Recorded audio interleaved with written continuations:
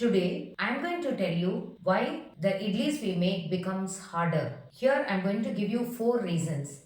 Listen to all the reasons carefully.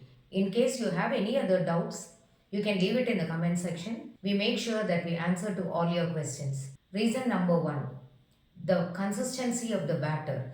If the batter consistency is too hard, then this will result in the idlis becoming very harder when you make. And hence, before you start making the idlis, add little water according to the thickness which is required, and then start making the idlis so that they get enough hydration for making soft idlis. Reason number 2, the quality of the rice you use. Always, when you use raw rice, 90% of the time it happens that your idlis become harder.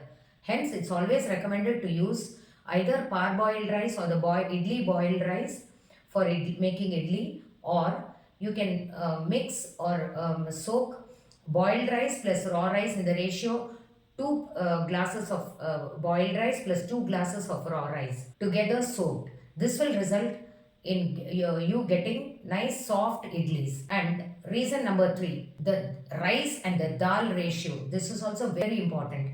Normally we have the 4:1 ratio, that is 4 glasses of rice is to 1 glass of urad dal, or 3 glasses of rice is to 1 glass of urad dal. But normally what happens is when you increase the quantity of rice, then surely this will result in your idlis becoming very harder. And lastly, and the fourth reason is the fermentation.